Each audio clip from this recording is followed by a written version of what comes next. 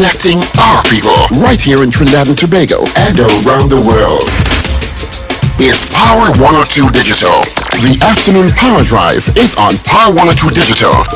The future of talk is here. Power 102 Digital.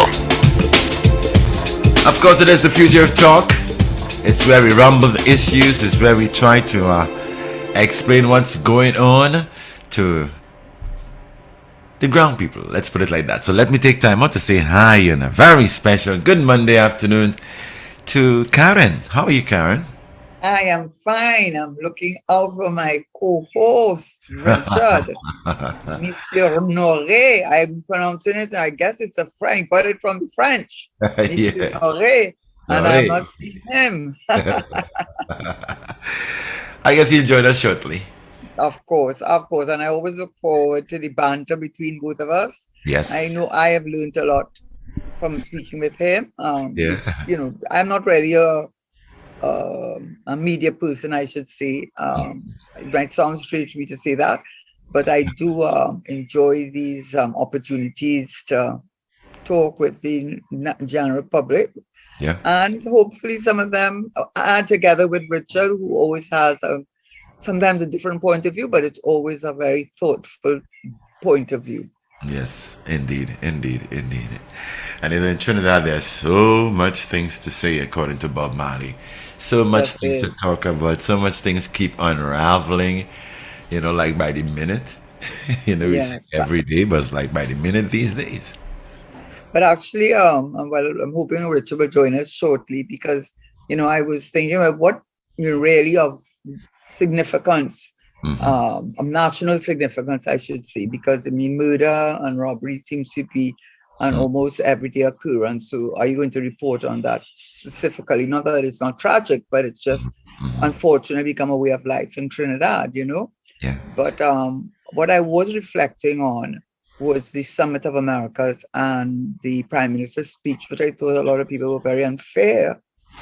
He might be surprised to hear me say that, but I tried to be objective, and I think they were absolutely wrong. I think he understood what was at stake, and it caused me before this show to do a little bit of back reading. And because I did that back reading, which I know the Prime Minister would have been very well advised himself and also from the Energy Ministry, because they have very good technocrats. And I'm talking about the politicians, but not that I'm saying the politicians aren't good or bad. I'm not discussing them at the moment. But I do know they have very good people working in the ministry at top levels. I know that from my own experience. And so I'm sure he was well informed by when he made his speech. And I heard people say that, what was he saying? Same old. But guess what?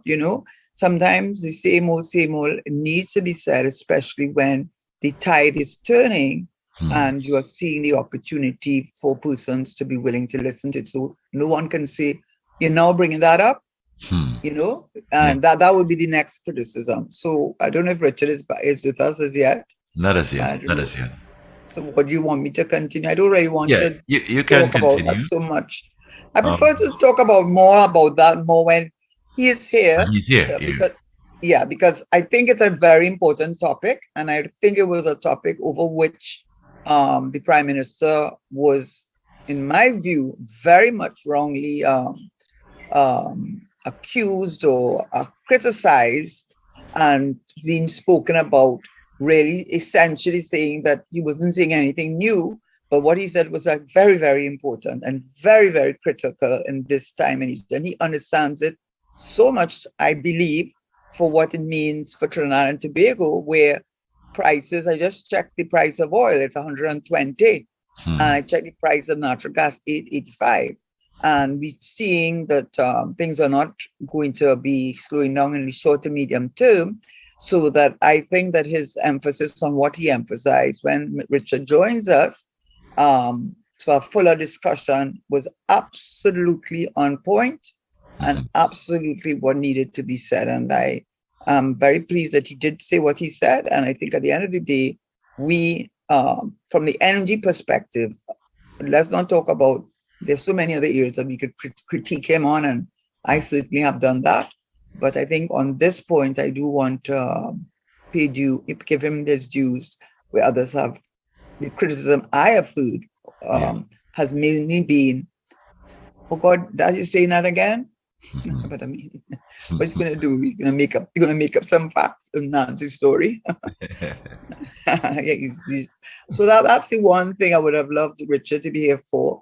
Another matter that I think that hasn't really been addressed, or if it has, escaped me, and perhaps Richard would be better able to inform. But I want to come back to the Heritage and Stabilization Fund issue. I want to revisit it from a particular perspective. And yes, I am like Dr. Charles. I'm going to ask a question, but I think I have a right to ask the question, and it's not done with any sense of mischief. It is truly because I'm in a quandary over that, and I would want a better understanding of that. And then, of course, the minister, resigning within a few short days from his position, where he said, I mean, give it to him. I mean, he can deliver news. It's almost gleefully. Hey, Richard is here. Yeah, he's here with us now. and I think Ruben needs to send him another message, but I don't know if it's going to make a difference. No, to Richard. I heard that, Karen. I heard that. Yeah, but Richard, did you also hear, because you would have been listening on the way here, that I did not, there was an issue I wanted to speak about, but I didn't want to speak about unless you were here. Did you hear that? Yes, did you hear that? Started hearing some distortion. You did. But you know what? You're like, but some of it, but distorted. You know what you're like? People who just tell them all the good things. They can't hear one good thing you said about them. All they want to focus is on the negative. No, so let me hear the good thing then. Could you kindly repeat? Can I kindly see you, or you're not in a position for me to see you? No, I'm working on that, okay. Karen. I'm seeing you, so I will make sure you see me. All right. Actually, what I started talking about, I don't know if you had given it much consideration, because I'll be truthful. When I was thinking of the topics, obviously the Reginald Armour issue is a big topic, and some may want to still pursue the Kamala Prasad thing. I don't know if that makes any I think we should give it a little rest. But what really, from an economic point of view, and therefore from a Trinidad and Tobago point of view in terms of our well-being, our economic well-being, is the criticism, which I thought was unfair, very, very unfair and misplaced, regarding the Prime Minister's contribution to the Summit of America's conference on June the 6th in Los Angeles in United States. And I specifically the areas on which he, as all governments in this Trinidad and Tobago have in the past and have continued to do, but it has specific importance and significance to us, is the issue of Venezuela now, and of course Cuba. And some of the criticism that I heard was, oh God, the same old thing, you have nothing more to say. That's all he could talk about. But what he had to talk about, when I read up and did a little bit of the contextual framework within which he brought back the topic front and center stage from Trinidad and Tobago's position insofar as the energy sector is concerned, I thought it absolutely appropriate and absolutely necessary for him to give that little nudge, if you want to call it a nudge. We are a little country, we can't boss around America, but we can certainly use the opportunity that seems to be presenting itself to open up the opportunities for the energy sector, oil and gas, with our partners in Venezuela, with our partners, but with our, well, we have so many Venezuelans living in Trinidad, you might call them partners now in theory and reality. Richard, are you there? Yes, I understand. Of course. I'm just trying to warm up this. Okay, so I will go on, because I don't want I'll tell you why it is. No, but tell us why that was relevant. Why that was relevant. Yeah, because I didn't want to seem as though you know, I want, as though I was giving you an opportunity to, I see your pictures in the background. As usual, yes, you are back in same spot. Good to see you. Okay, the reason I really brought it. Yes, yes. Okay, the reason I brought it up was because of the recent statements coming out of the United States. One of the things that has come out most recently, I think in June, actually this month, was that United States has given permission for Eni, I don't know how you pronounce it, ENI, it's an Italian, largest Italian oil company, and we know Repsol, Spanish, they're here in Trinidad, largest oil company, to start selling Venezuelan oil to European countries in order to pay down the billions of debt. In other words, that is very significant because the only American or any company that was allowed to do business with Venezuela at any level was Chevron, who was still in Venezuela. And they were only allowed not to trade, but allowed to stay in Venezuela. That's between 2019 and 2020. There was an agreement to preserve their asset base. But what we are seeing after that, Trump came in and said, no, you can't be, you're not to process, you're not to do anything with the oil company, PDVSA. And so what has happened, that all the oil companies, those that left and one Chevron that stayed, and now we're seeing the Italian and Spanish company being given permission, so to speak, to start selling Venezuelan oil to European countries in order to pay up debt. Why? Because of that ban on Russian oil and gas. And unfortunately, Russia and European countries, in particular, Italy, France, Hungary, Poland, Germany is at the top of the list, are still very much dependent on the energy, oil and natural gas from Russia. So that means that that's you're already seeing the gates starting to open. Now they have said that the condition under which they can sell to European countries is that they're not to sell to China specifically.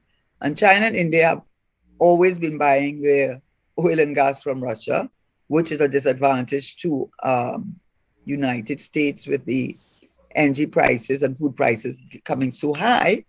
But in addition, I just read in Bloomberg that they actually in Venezuela, which you may think of what's going on in Trinidad with that company that was supposed to be bidding to open up the refinery.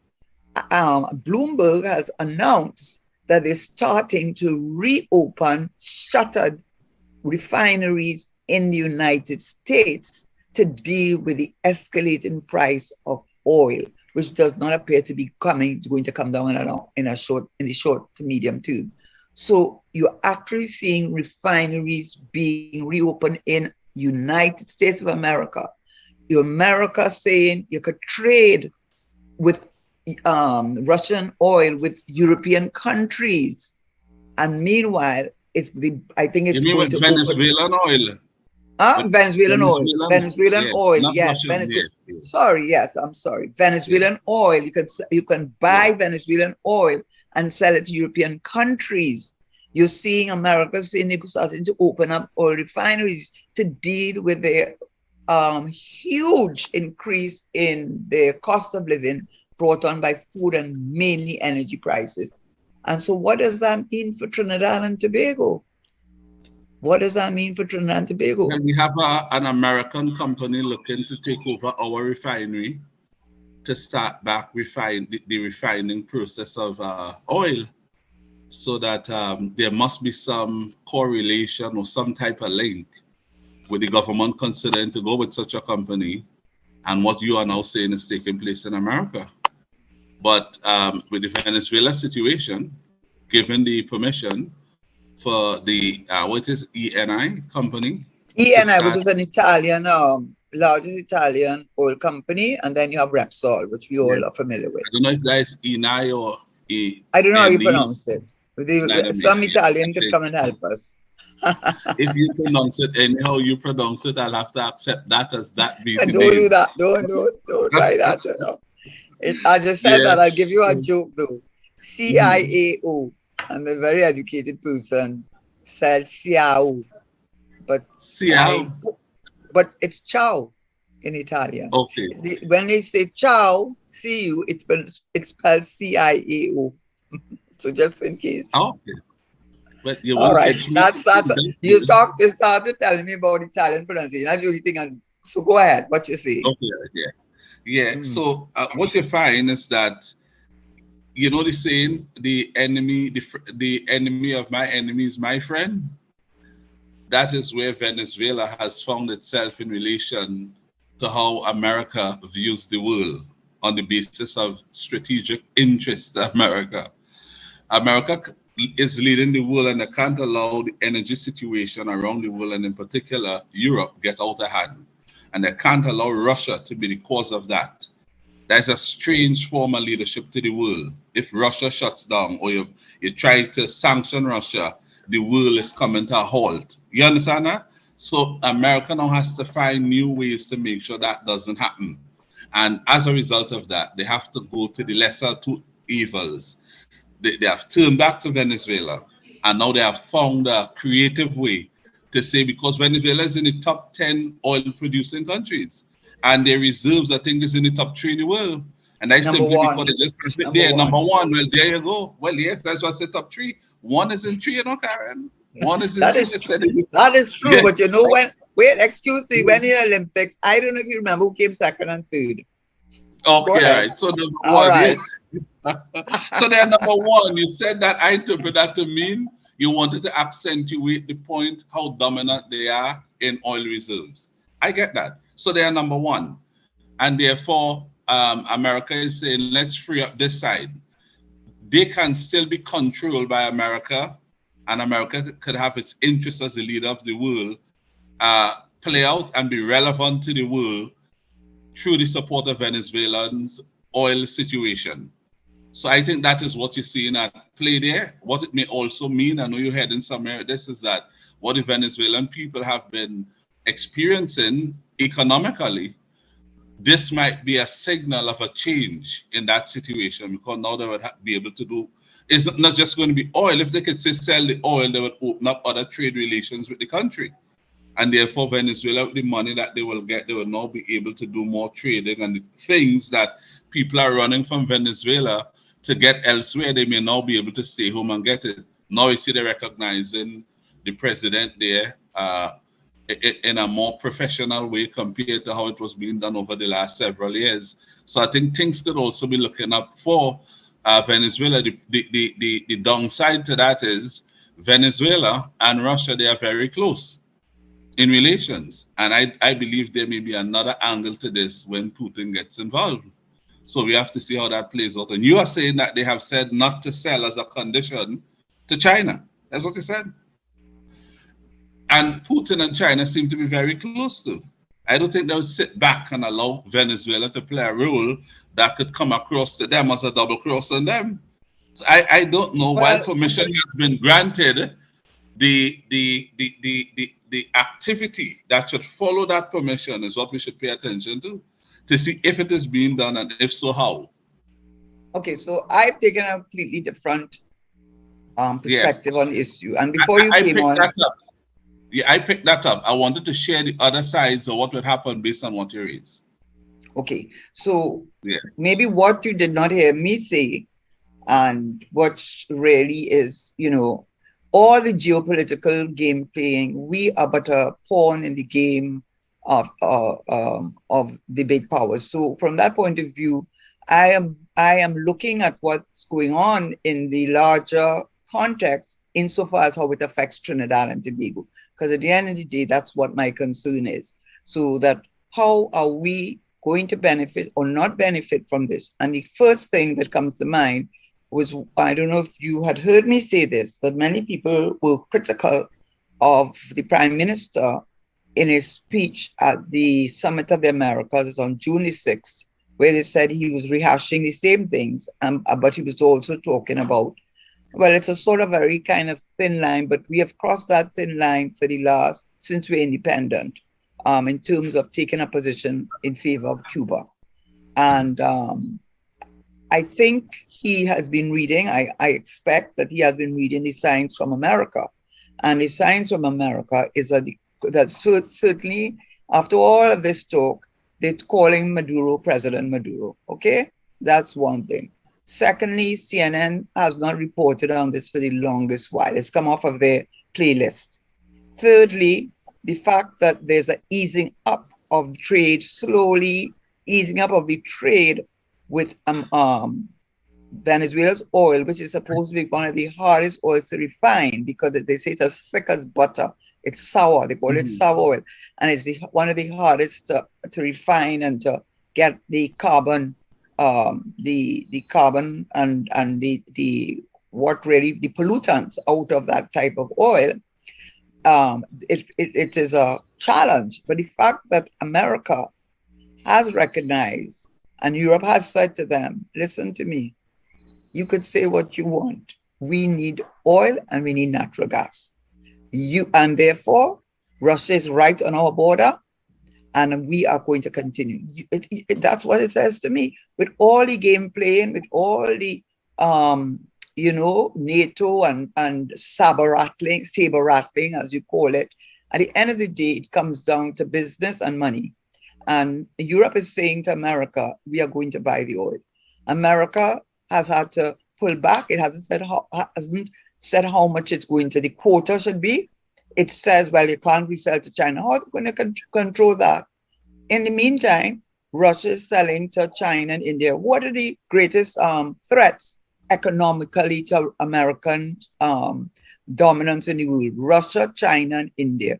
Who is buying the natural gas and oil from Russia, China, and India? Who is going to suffer for not getting the natural gas and oil? Why these prices go through the roof? Europe. Whose government and politics and position is suffering? Biden. Because people are complaining about the cost of living, mainly food and mainly gas. And who are the largest exporters of wheat and grain? Ukraine and Russia. So let us get real. I am reading it as this. I read it as this, and I may be wrong, but I believe that our Prime Minister recognizes the dragon field may become a reality soon enough. Because the only reason that they did not pursue the dragon field was because Trump, when he was president, said that any international company that did business with PDVSA, which is the national oil company of Venezuela, they would be blacklisted. That is why we separated the dragon field to the manatee, I believe. I might be getting it mixed up to separate them, these cross-border fields. With this going on, the biggest problem yes, two different fields. The manatees on the East Coast. I don't know the precise location, but there are two different fields, yeah. Okay, but the dragon field, in the intention behind the dragon field was to be a direct linkage to the petrochemical industry, because the price of gas, a lot of them closed down, shuttered down their business because methanol, ammonia, urea prices were so low. Paying for the gas, it didn't make sense. For another reasons, the world prices were low. It wasn't making economic sense. Now those prices have gone through the roof. So from my point of view, and from the Prime Minister's point of view, I think he is signaling that he has always maintained a good relationship with Venezuela, has spoken out in favor of Venezuela, and America is giving signals that, look, they better ease up this Venezuela thing. They better get real, because things not really working. China and India and Russia might overtake them. Europe saying they still need the natural gas for electricity. The wind and the sun not doing it. And wind, sun, and rain not doing enough, right? And all this hydro, clean, green energy, it's not going to be enough in the short to medium term. So the bottom line I am trying to say is that when the Prime Minister signaled to Venezuela, to Cuba, and to America, who knows what's going on? We are on the outside, but the signals are there that Venezuela we are going to have that dragon field, that gas that we don't have. It's the problem with Trinidad, as we know, is not that the prices aren't good, they're very good. The problem is we don't have enough production. We just don't have enough production. They had 17 deep sea beds rounds and only 3 were taken up. They had to close down Train 1 after spending nearly 800 million. I don't want to say the wrong figure, but I know it's a lot. 800 million over until eventually having to say, okay, Train 1 not working. They had to restructure the arrangement with the trains 2, 3, and 4, which I don't feel were in our favor. So I believe that what the Prime Minister did, this is my point, what the Prime Minister did by signaling our support for Venezuela and Cuba, knowing what is going on in the geopolitical world, knowing the softening of the positions, knowing what's going on in Europe, knowing what's happening in America, where they're talking about reopening of refineries that they closed down in order to refine oil in America, listening to all and calling the man President Maduro.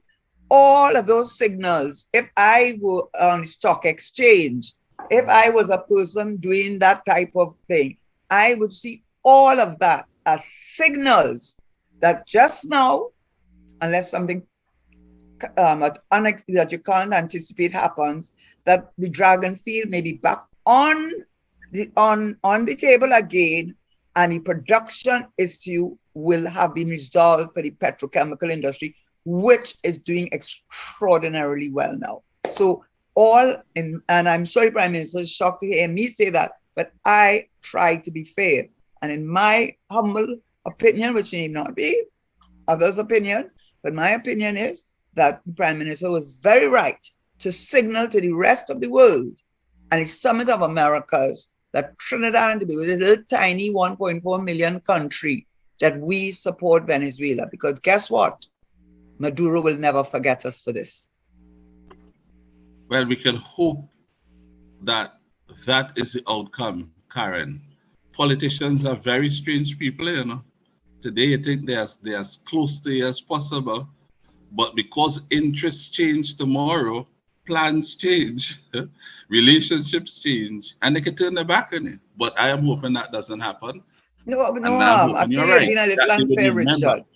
No, come on. You know why you're being unfair? You know why you're being unfair? Because many people in this country, including me, all right, let me hear it. Many people in this country, including myself, was very much against the number of Venezuelans coming into this country through the Southwest Peninsula, wherever they're coming from, and using up our resources and car register for NIS and all over this country. And we were at that point suffering.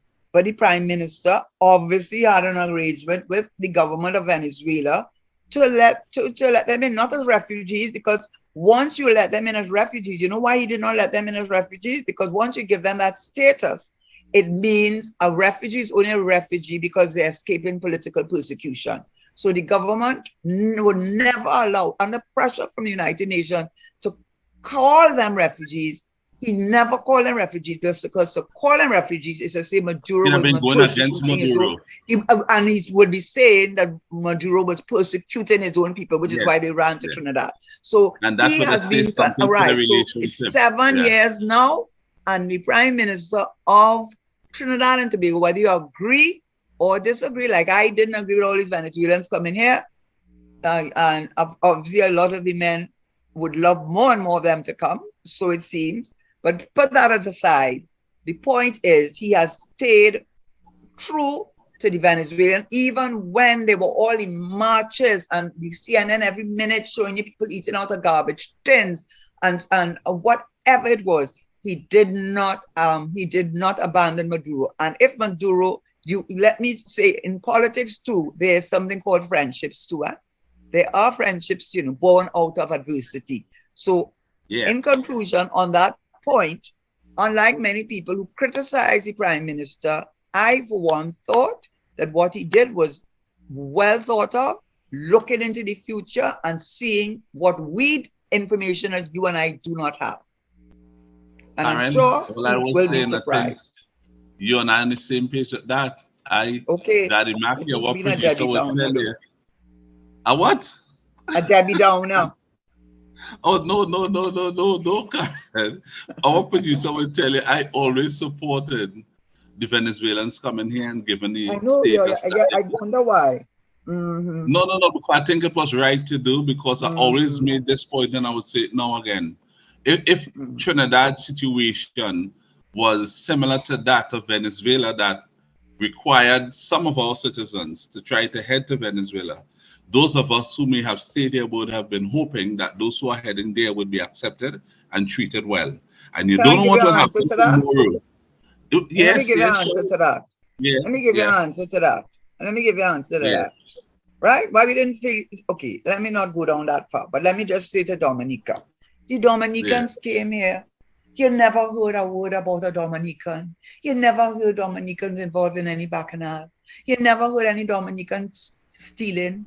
You never hear any Dominican shooting. You never heard any Dominican involved in prostitution. You never heard anybody. No, but this small amount of people in relative numbers of a population of 1.4 that's gone down because a lot of people migrating. That's what CSO says is 1.3 something now.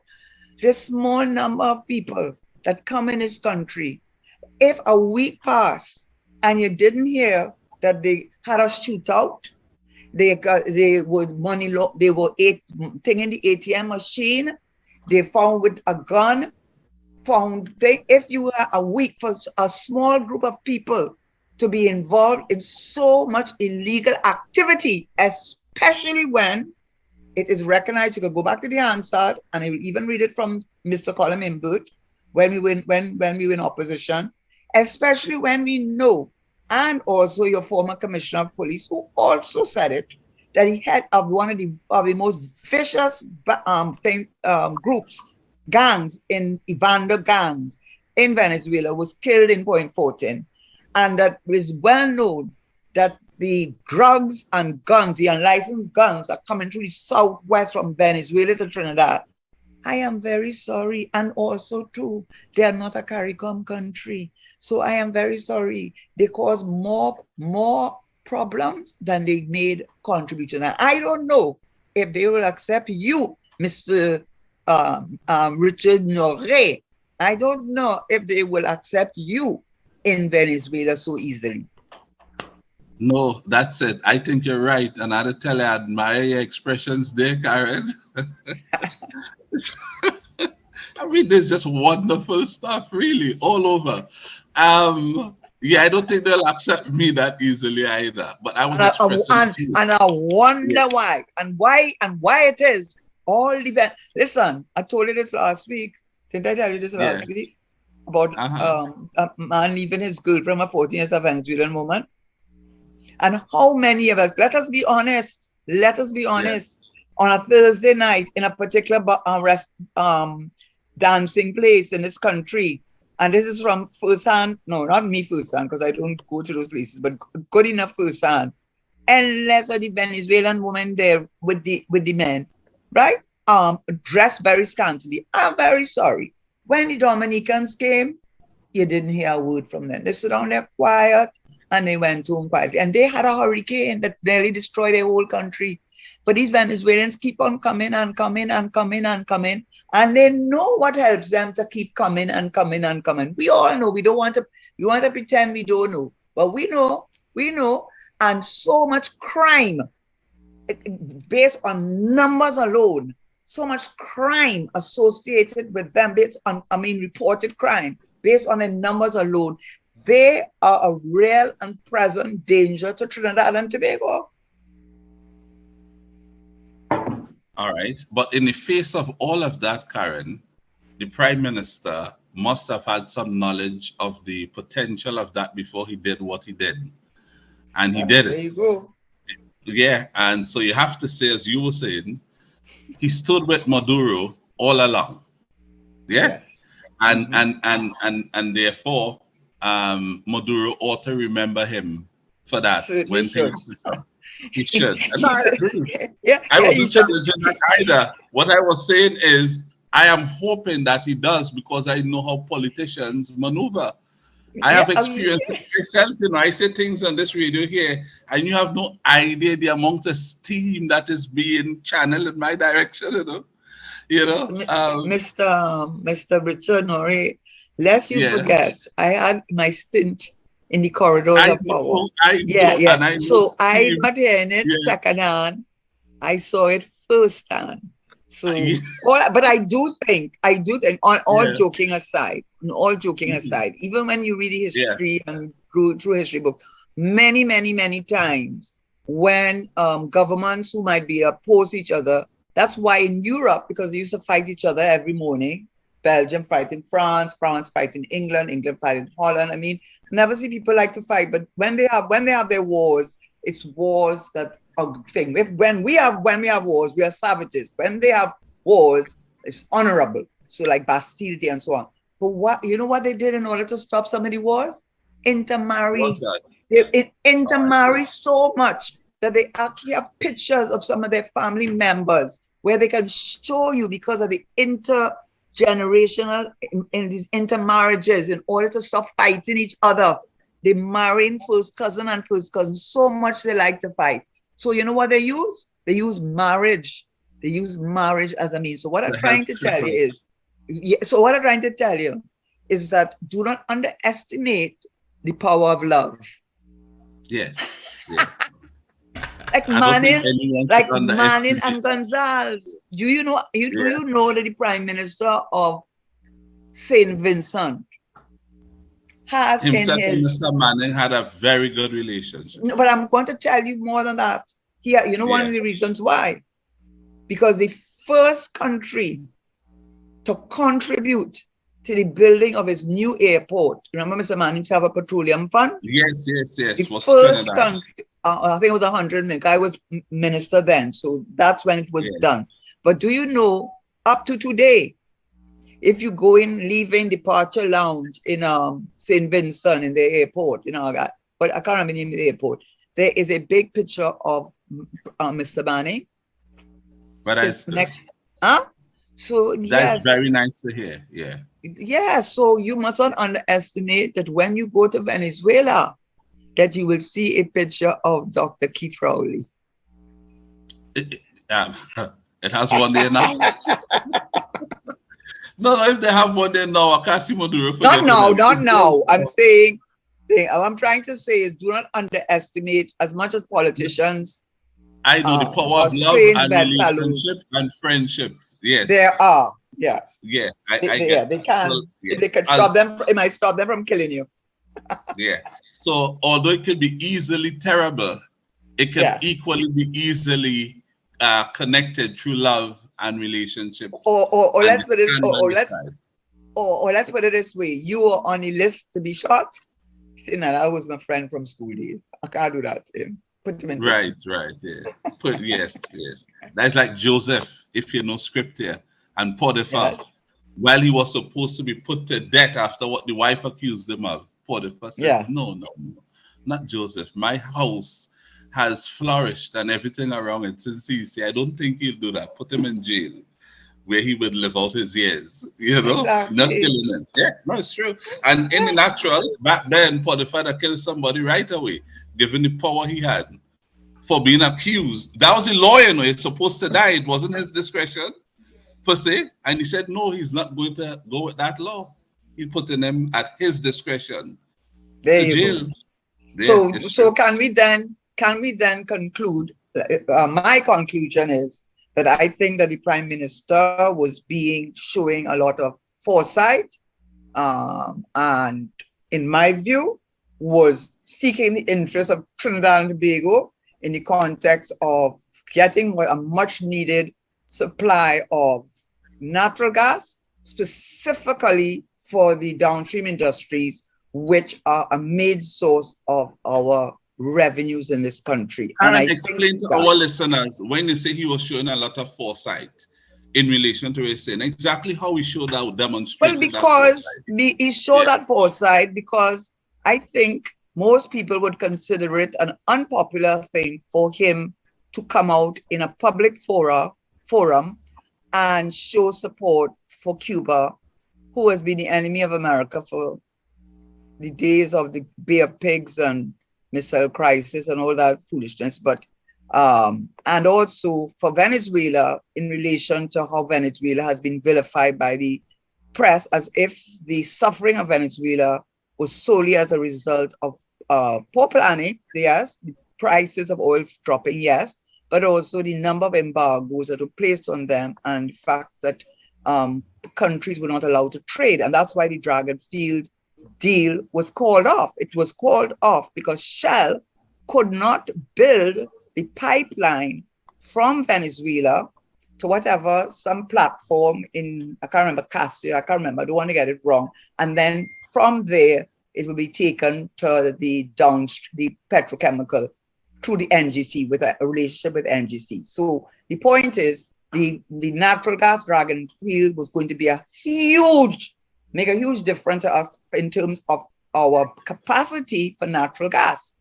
And the fact that Venezuela and Guaido, who lost a lot of support, Venezuela and Maduro have been vilified, have been demonized by the entire European countries. We are not Russian, we are not Chinese, we are not communists. We don't live on that side of the world. We live on the western side of the world.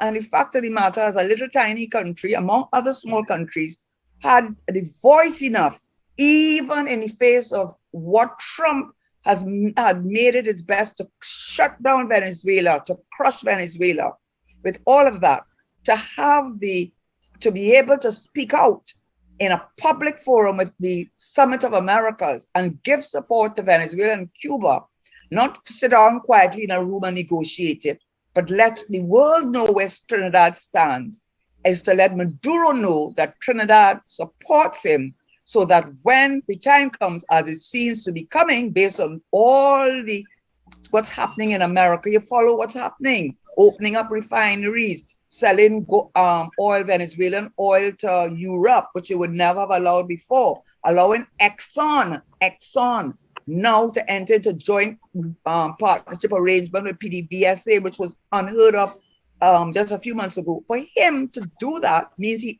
he's seeing the tide turning, and he understands that Trinidad, having stayed the course with Maduro, is going to benefit from it, and we will see the reopening of the Dragon Field. And I am sure that when the time comes, Maduro will give a lot of credit to Trinidad and Tobago for its steadfast support of it. And to us, he's showing vision. He's not looking for today, he's seeing tomorrow. That is what a prime minister is supposed to do. And I give him the credit for that.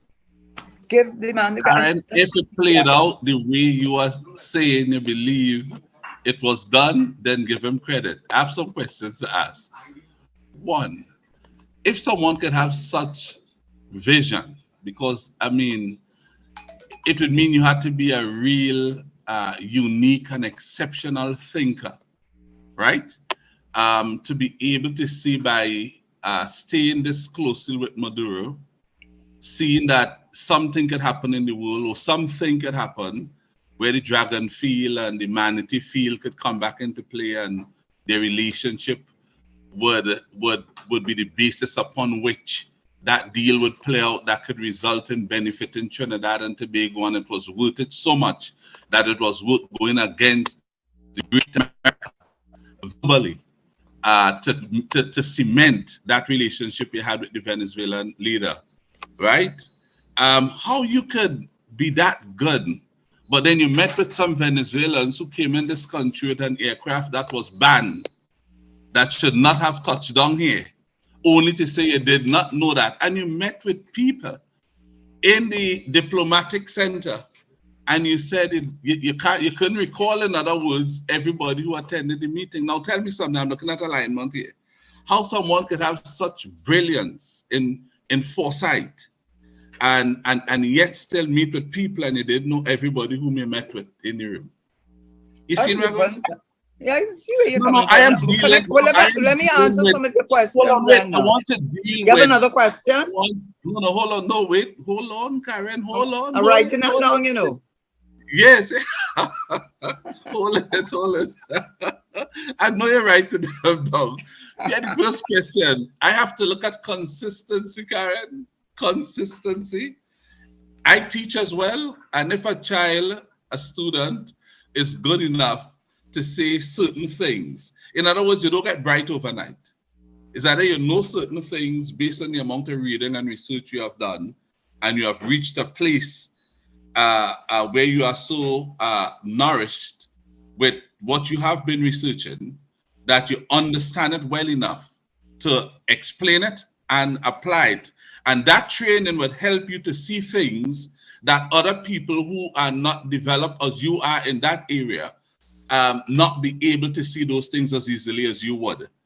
Then how you could tell me that people came to you? You are so brilliant on one side, but then you tell in the same country you can't recall all the people. I mean, I don't know. There's a sort of a problem there with the consistency for me. I think if what you are saying is correct and it was all predetermined, it was foreseeable, or he had that foresight, then I give him full marks. But my question is how he could be so sharp on that side, but on the other side we had these questions. That's what I'd like to know. Richard, you're making me feel as though I am my job is to be. Me, Karen. Wait, I'm just. Can I make a opening statement? Oh, I yes, Karen. I'm it's going very until, short. You are until, making me feel as though my role this evening is to be the leading person who presents for the Prime Minister. One thing I learned from Dukaran. Karen, we have thousands of listeners, you know. No, hold on. We have giving you the answer now. Listeners, I want to make sure. I want to make sure that I am as fair as I can be. Right? Oh, you have always been that way. Yeah. Okay. You have always been that way. And number one. Yeah. Right. Number one, I do not own a crystal ball. Neither does anybody on the stock exchange. So what they do is they look at markers and they look at changes and they study geopolitical, whatever the area they're interested in, whether it is in buying in wheat or buying in oil. We are an energy producing country. And up to now, unfortunately, this government and government before it have made its focus and almost like wearing blinkers, only energy and energy related products. So they don't think about how agriculture is doing, how tourism is doing, like how Mia has to. They just think that that's a failing and that's the reality. One thing, Minister Dukarani was my professor, and he taught me economics. And one thing he told me about the dynamism of economics. He said in economics, you're always trying to come to balance. You can't find it. You're never going to get balance, but you're always trying to get that ship to get it to balance. So the point about it, economics in the future are very dynamic, but what you do is you do your best with the information that you have at your disposal. That's one. Two, as a PS once told me, she said to me, I could never be in politics because you're good to go in and put yourself out there. But one thing I know is you all have peculiar knowledge. So I have to assume, based on my own experience in my ministry and what areas that I had to deal with, that as Prime Minister in particular, he would have peculiar knowledge, which he would have gotten from his advisors, technical and otherwise, as to what the potential future holds. Number three, regardless of all the talk about new energy and so on, I do believe that we weren't supposed to leave the oil in the ground or the natural gas in the ground. We are to maximize it to the best that we can for as long as we can. So with that mindset, which I think it is narrow in its focus, but it is very focused, he understood, well, where are we going to be getting that natural gas from? For some reason, I think there is a lack of camaraderie between Trinidad and Guyana. There may be many reasons that go back for that. We saw it played out with the whole COVID-19 situation. And then when the Prime Minister, instead of going to their forum on energy, went to Europe and was embarrassed when nobody showed up to listen to him. But that really indicated, and then when they said they don't want the business community in Ghana, say they don't want to do business with Trinidad government. So I think in his thinking, the dragon field has been the, apparently getting the gas from the dragon field is shorter in terms of whatever in mileage than it is getting natural gas from Ghana. So he has focused on Venezuela. And focusing on Venezuela, as far as I am concerned, I don't think that he had anything to lose. Trinidad and Tobago has always taken a stand against the Cuba. You imagine in the Cuban Missile Crisis time, in the time of the Bay of Pigs, in the heat of that time, Trinidad and Tobago took a stand to support Cuba. Now, if he took a stand with Venezuela, he had announced so many times. He went and danced with, I don't know if he danced with Maduro, but I saw the video. Maduro was dancing, he was dancing, and they were dancing, maybe not together. With the Dragon Field, when he came back and announced the MOU had been signed. That was a fantastic accomplishment. So for him, when his days are over as Prime Minister, just as how Patrick Manning can say, I brought LNG to Trinidad, he can say he brought Dragon Field and saved the petrochemical industry. So I think that he does not have, a person who has vision is not God. Because if they would, they'd buy every, the lotto. A person who has vision is able to take the signals, connect up the dots, and make an informed position. And I think he made an informed position. I don't have a crystal ball, but as I stand today, politics is dynamic. You see things change every day. Look at Ukraine and Russia. Who knew they'd be fighting like that? So we haven't got a crystal ball, but the information that we have, the focus of our economy, I believe that what he did with all the signals that America itself was sending, Biden called him President Maduro, and then they buffed him for doing that, right? Yes. They buffed him for that. So all of these signs, you read them, what the Bloomberg and the whoever and Reuters start to publish, take these signs as an indication of what to come. And if I have to take those signs, I see it as if they're not going to allow Russia, India, and China to become the new superpowers. And if it means opening up things with Venezuela, good. And if it means restarting our refinery so we could take their heavy, thick, sulfur-laden crude oil and convert it into diesel, which they were planning to do, and oil, so be it. That's how I think he's thinking. And if I were a betting person, I don't think he has made an unreasonable and come to a reasonable conclusion on it. So that's my take on it. I'm not saying he's going to be right. You can see what happening tomorrow. You know, if tomorrow it's going to rain, more than likely, we're in the rainy season, right? So yes. So he take and that is a good, informed decision. And for that, I give him kudos. I give him enough criticism when I think it is due. And I give him kudos when I think it's due, regardless of what other people may think of his statement. Karen, I am supporting what you said. Okay, only if that piece that you have said and what you explained, I can't see any reasonable person really going against that unless they have a different agenda.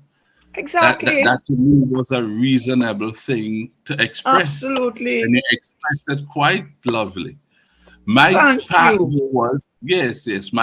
was, Karen, when you could do all that work to position yourself so close to being right and to do something that could be your legacy in the future or the leading part of it. As you said, he's the one who would have saved the energy sector if it works out. Petrochemical, right?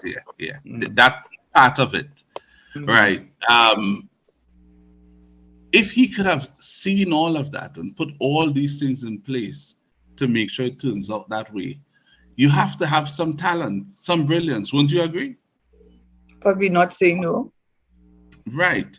My question was, how on one hand you can have all that brilliance, but yet You can still play you the met with piano. You can play the do a lot piano. of yeah, very good. I love doing that. Okay, you can sing. Oh You can yes, sing. Karen. Oh God. Yes, You I can managed to paint. sing. You can Yes, dance. Karen. Come on. Well, I have to Of ask you course. something. Yeah, sometime I'm gonna find out you can do. No, I wanted to learn to, skiing down the mountain, the things you do. Yeah. I can't do that. I yet to do One that. that's bourgeois. That's the bourgeoisie. Then you have to when you say you skiing, they're saying you are loaded. Oh, I see. Well, I didn't know that. I see that You as a didn't know basic that? thing. Well, No, that a human you have to being. play golf, you have to play No, tennis and ski. yeah. Oh, I see. And I play get on a tennis, Karen. sailboat I and don't start play to golf, sail but I prefer to go and ski. I want to and learn that sail. to pick up the speed and the power in your Anyway, go legs. ahead, To dude. get into, yeah. All right. You know how to derail, man. But yes, I still want to learn to ski, Karen, and I'll try that Okay, out. I good. didn't know it was a bourgeois thing. But my point Okay. was, yeah, how you can know, and you were saying that to say, well, you can't expect to see or know everything. You have a No, you crystal can't. ball. No, No. right. I agree with that too. But here, what I know, Mm-hmm. if I am that brilliant to have put Mm-hmm. in place what you said I put in place, and if that is the case, that's great. Then how someone with that type of working brain meet with people and not know exactly who was in the room with him? You're talking about the prime But why are minister. you talking about that over and over again? That is a minor matter. That's No, it's not minor. politics. But to me, it is minor. All right. So it has Unless you know. No, I got that. I got that now. If you're going to say that is what you're saying, he is brilliant, but that was politics. Wait, let me qualify it. Because I don't want to be taken out of context. Yeah. Firstly, if I recall very vaguely, and I've been spending so much time on this. I mean, there's so many ways that he's deficient. We could go on and on and on the deficiency. I got one thing to say really good about him that I really admire, and I do that because I could spend so much time on many things that I can't say good about him.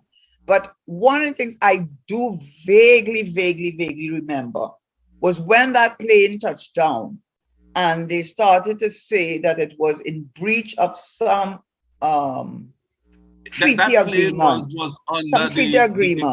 It seemed to be very, very flimsy, a very flimsy and very, very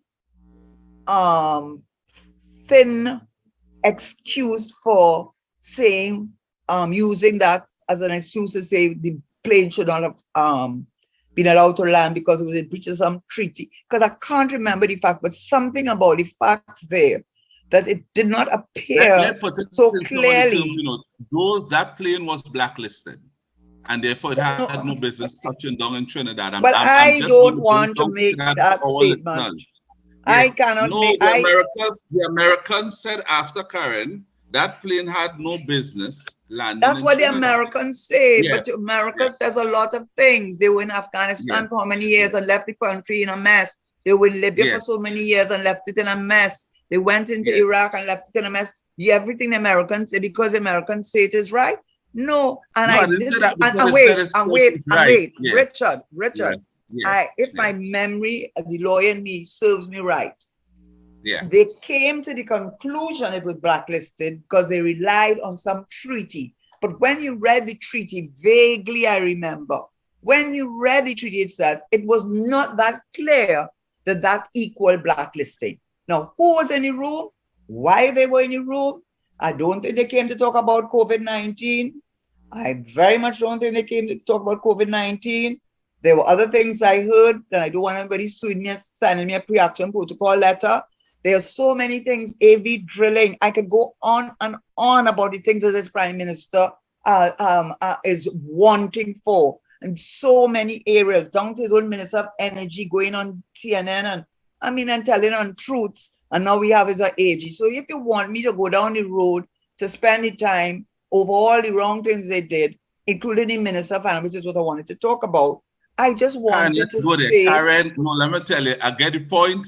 Let's go to the Minister of Finance. right, said something good because we want balance is important because I have enough bad things I could say. Karen, sometimes it's difficult to conjure up the type of things that you would need to produce that balance, Yeah, But well, I all thought right, I, we I found thought he something did. today. Okay, We so found something let me talk about the HSF, and I mean it genuinely, and it has me puzzled. So This is what do I mean it that way too. I agree with you. Yeah. What has me puzzled about the HSF? Let me hear from No, your not the point of view. HSF. No, I'm talking about where we ended on the Prime Minister. I agree with you. I was still concluding, I was still in Sorry, I'm the sorry. My sentence of finality before we switch over.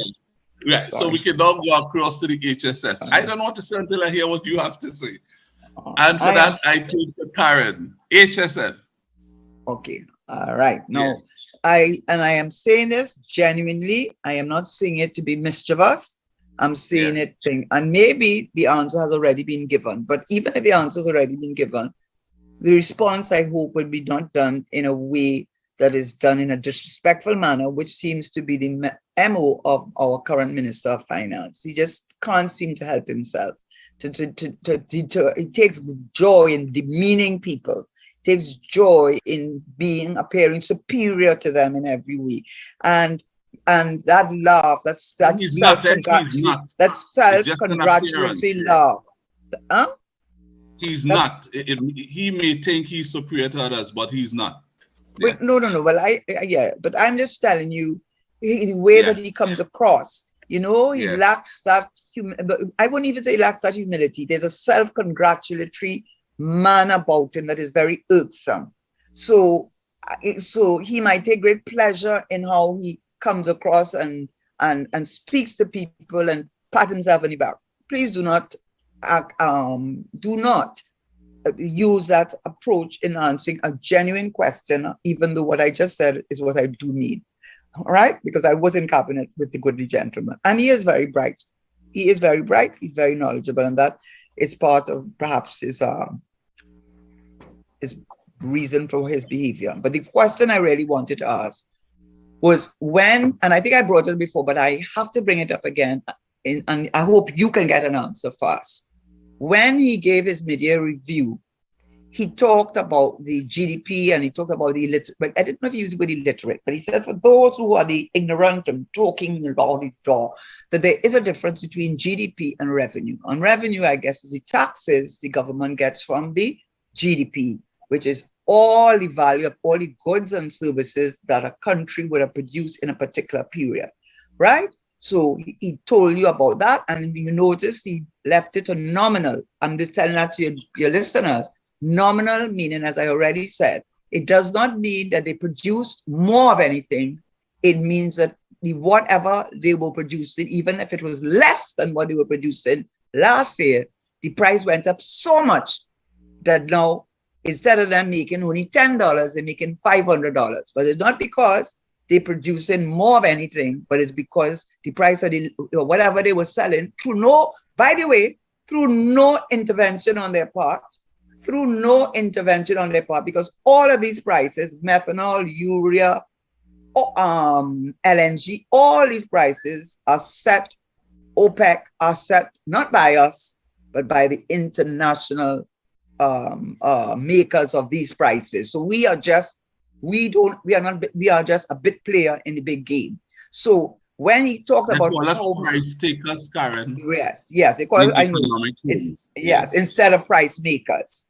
But I'm trying to say that when he talked about nominal GDP and for 140, 180, it might be true. It's just for your listeners, that does not mean that the economy produced anything, that they did anything new. What it means is that last year, when the price of oil was X, the price of oil went up, way up. And that means the value of the oil increased by 10 times, which means now the value of their goods have gone up. Not because they produce more goods, but because the value of the few goods they produce went up. And they know that is true because they have had to admit that their production has been less every year than they have anticipated. So it has to be the value.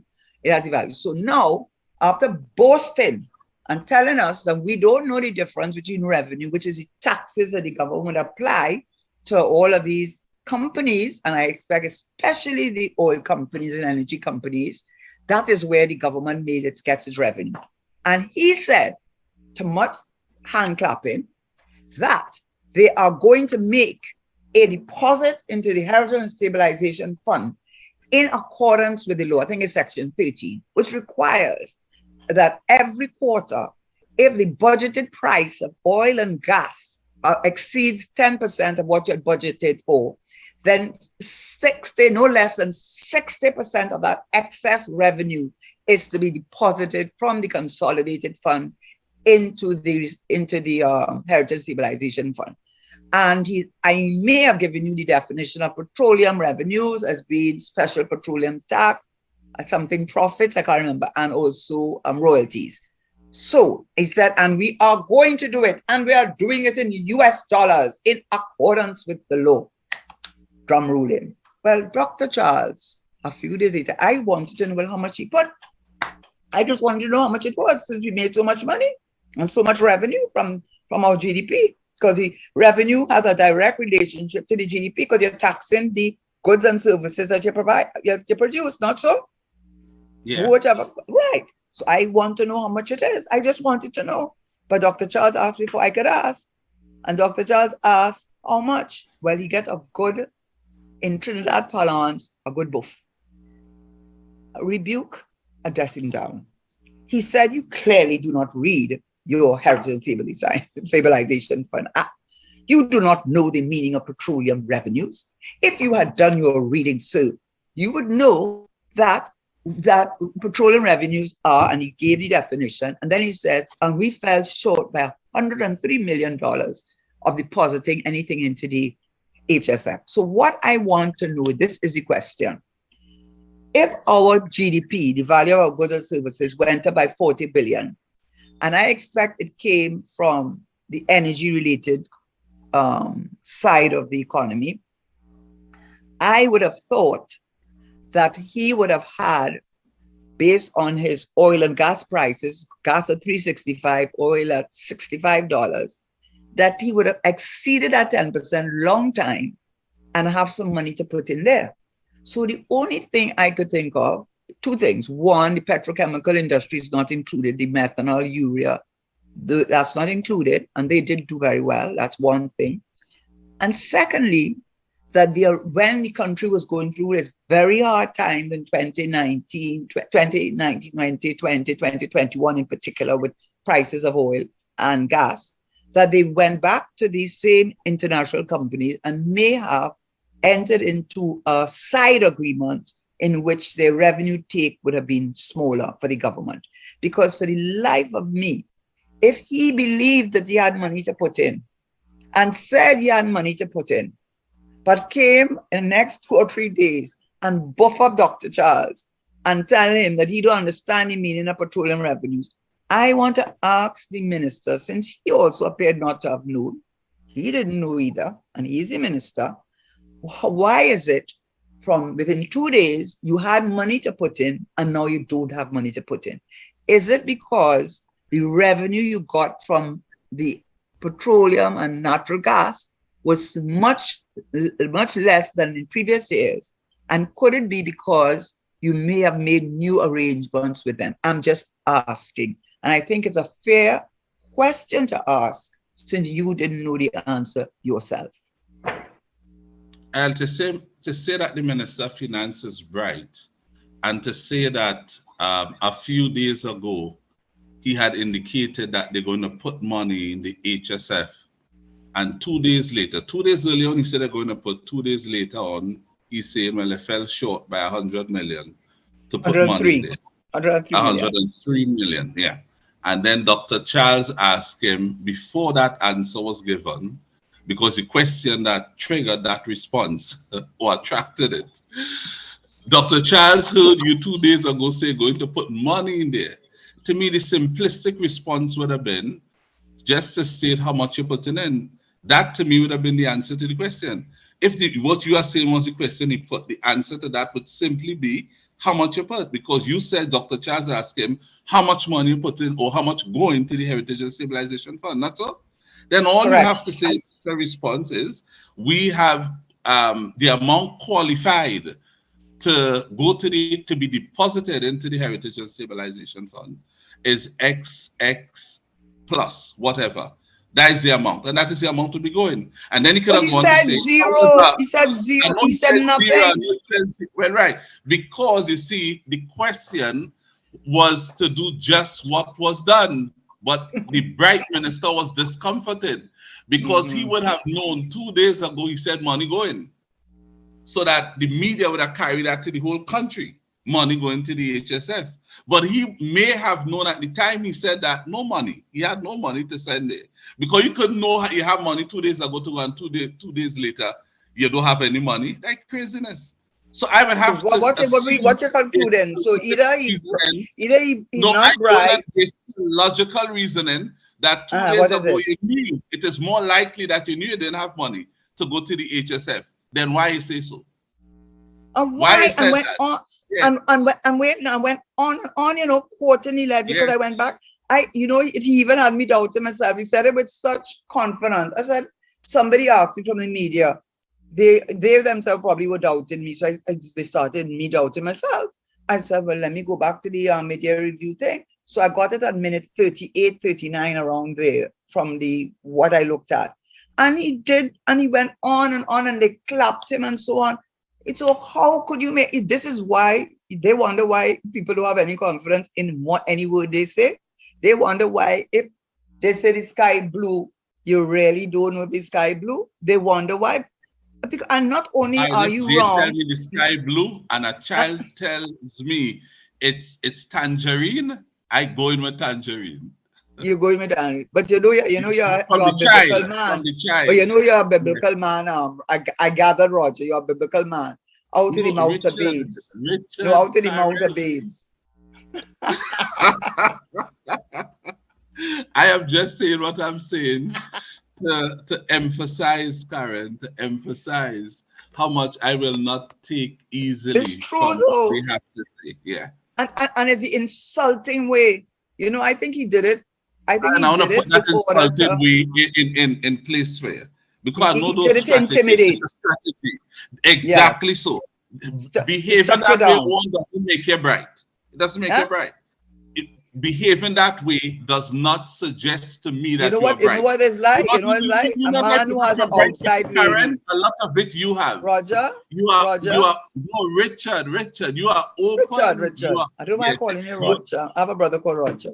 But I don't know. It could be that. He's on your mind, Karen. He is on your mind. Yeah. But I'm very close to him, it's true. But I also have a brother called Richard. So what's my excuse? Hold on.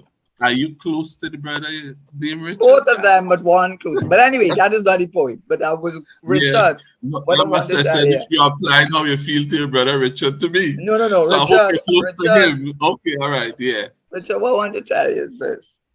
Yeah. I know that will never apply to you. Ever. But some men have a way when they get caught. The best defense is offense. Yes. So, that would not so when you see they come in 4 o'clock in the morning and lipstick all over the place, which is not the wife's brand, and the thing. They take it. They use violence in their language. They take in front, and then they so insulted. They're asking them that, and they storm off and so on, right? And argument done, but.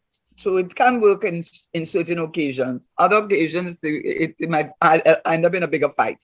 But the point is, all joking aside, I really want to know how the Prime Minister of Finance made such a huge error, and what accounted for the change, and what was accounted for the change in the revenue take from the petroleum revenues as defined by the legislation, from the huge increase in our gross domestic product from 140 billion to 180 billion. What accounted that he did not have a cent to put into that Heritage and Stabilization Fund? I would like an answer.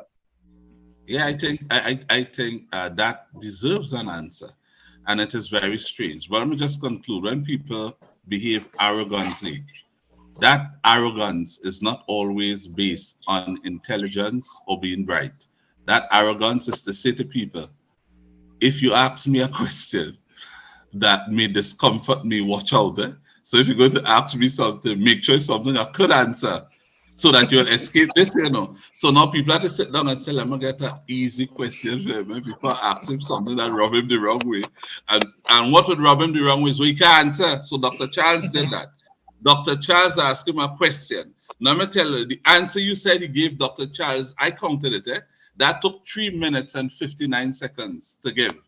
But if you had answered it properly, it would have been 7 seconds to say, well, the revenue did not qualify to but then the amount. Then it will really lead to another question. Why not? If so and so. So then that's when you will see if that. You're bright, Karen. You could take that 3 minutes and 59 seconds and answer the follow-up questions. No, what if you're bright? You will say to the Speaker of the House, my lady, maybe take a break of this moment, so that I can. Even so, yes. May I take a break moment, and then he runs in the back and finds his head of budget technical, sitting up there waiting with all the documents. Say, quick, give me the answer. And then you come back and wipe and then your face. And you say, yes. And I do have an answer for you, Minister. You're on your own. Never say that, a politician will never tell you they don't have an answer. You're sure no, they'll never say that. Yeah, you're going to get one. Is it the correct one? What he would say is he wants to make sure that he gives the countries listening is a very important exercise we are involved in, and in the same way that I have not spoken in finite terms of the degree to which our budget, our deficit has been reduced. Oh yes, he did. He said, in fact, we had a surplus of 600 and something million by March 31st or April, whatever, for the first 6 months. He was fine. He did give a definite answer, but he did not give a definite answer as to how much debt to GDP had gone. He says, and the debt to GDP has gone now. He said, he needs the time. Do you think we do those things like that? We have to be careful, Madam Speaker. All I can say is that we will let the House know the exact figures and the reason. But I can assure the Honorable House that there is a very good and a very, I know what you will say, a good reason for what may have seemed to be that I may have misspoke. Yeah, when they lie, they say they misspoke. Yes. Yeah, and I may have misspoke. Yeah. It is never dishonesty, Karen. It is never dishonesty. No. They are honorable people. They don't know anything about dishonesty. If they lied, they misspoke. Or it was a misexpression or accidental disinformation. Something of that nature. Yeah. No, but it's not a lie. Yeah. But you know who misspoke too? The President of the United States, Bill Clinton. Didn't he tell us I think he said he misspoke too. On what matter? I never had sex with that woman. Oh no, he spoke the truth, Karen. Come on. He was speaking the truth. He was. No, he went on to explain. It was another Karen, person. They had pizza relation. They had the pipe that you're smoking relation. Okay. We don't need details. Right. I say that. Phone relation. I'm going. That's as far down as I'm going. And they had phone relations, Karen. So let's go. Will take as sex with the lady. He didn't do that. So I take that as true. Right. Okay, and I believe it is, and I believe it's true. But it's another one. Yeah. It's another one that misspoke. But talking about misspeaking, let us be Honorable Attorney General. I think he misspoke. No, is that misspeaking or miswriting? No, I will think it could have been a slight failure of recollection. From what I've heard, I think that is what he was told in America. Let's say I was waiting. I want to hear what you have to say on it. Let me hear your views on it. No, well, if you if you are saying, I just go into the part that seemed to be concerning to me. If you were representing someone 20, 25 years, close to 25 years ago, or somewhere between the 18 to 23 years ago, and you cannot remember that you played more of a role than just a mere note taker in the group of attorneys, the team of attorneys that was representing Mr. Quietown, and you forgot the roles that you played in there. It had to be because of how long it was, politician, and you can't remember exactly what he did, and it seemed as though that is what he presented, but then he was told, no, what you are saying he did and what they researched and seeing what he did was very different to what he was expressing to the court.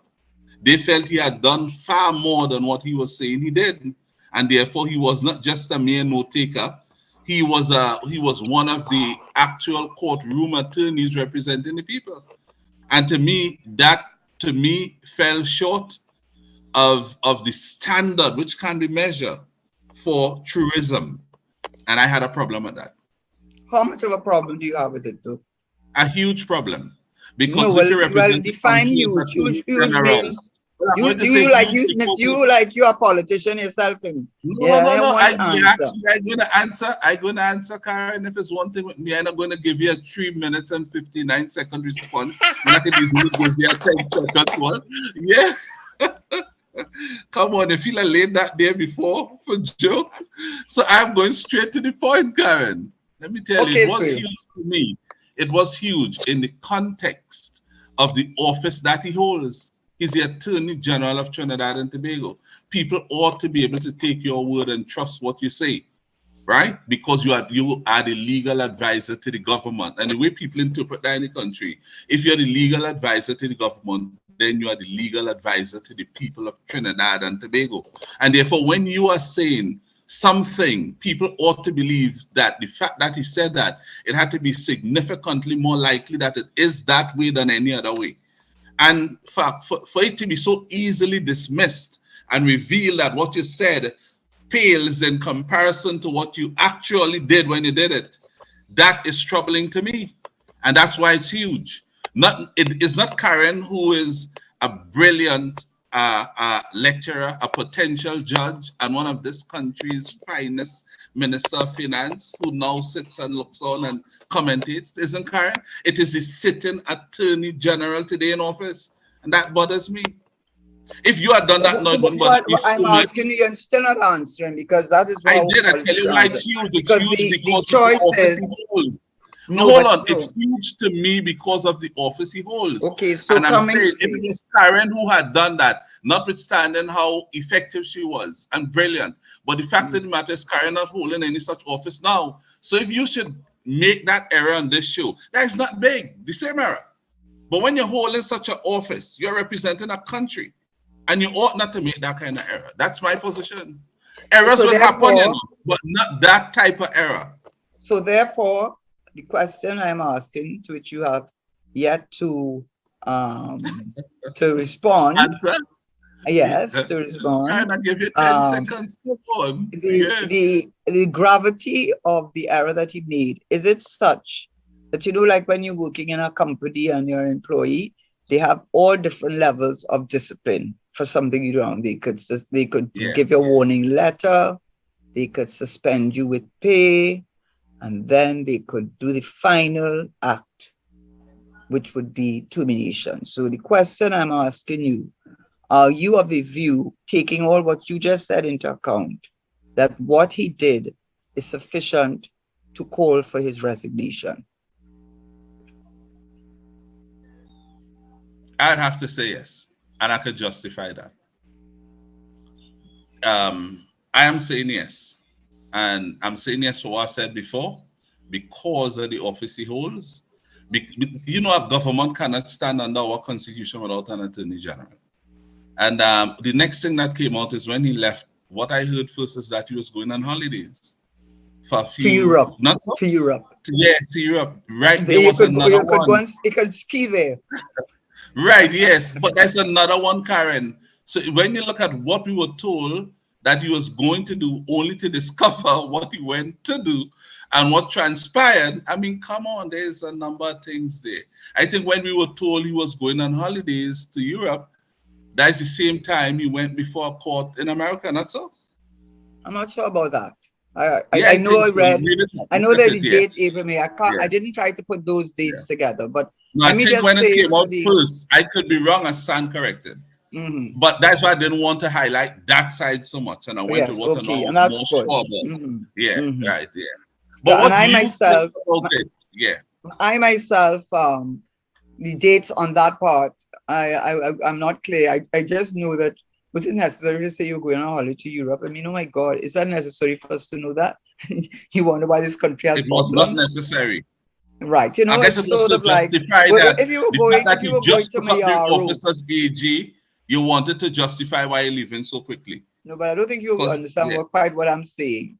For the middle class and those persons who aspire, saying you off to Europe for the holidays is not has a certain je ne sais quoi, a certain sense of privilege attached to it. So I wondered why he mentioned it. But in any event, let me just be he wanted to also signal you may be implying that he was at a certain level in society. It was not only a certain level, but also not only a certain level, but a certain place. It's like saying, anyway, let me stop on that because let me say. Look, I learned no. The reason I have to stop on that is because Reginald Amor is a friend of mine. No, I'm talking about that part. That part, I want to learn from that. What else you don't want to learn about all. You want me to come out apply to Amor. What else you could have been saying? You are not talking about the Attorney General, Mr. Amor. I don't want to miss that part you're going to say. Oh my God. Let me hear it. Yeah. You're going to make that man my enemy now. What it means is that there are a lot of middle class or wannabe upper middle class who want to be seen, not just to have money, because you can have money and then you just nouveau riche. You want to be seen to be part of the old money, part of the ones who made it, and this is just the way of life one has, So one says in a very offhand way, well, we're just off to Europe for 2 weeks vacation. Who the hell could afford to go? They can't afford to go to Tobago. Right? So, it's even if you say saying to go into Miami would have no effect because everybody's jumping on a plane to Miami. Saying even going to New York and rain no going to have effect.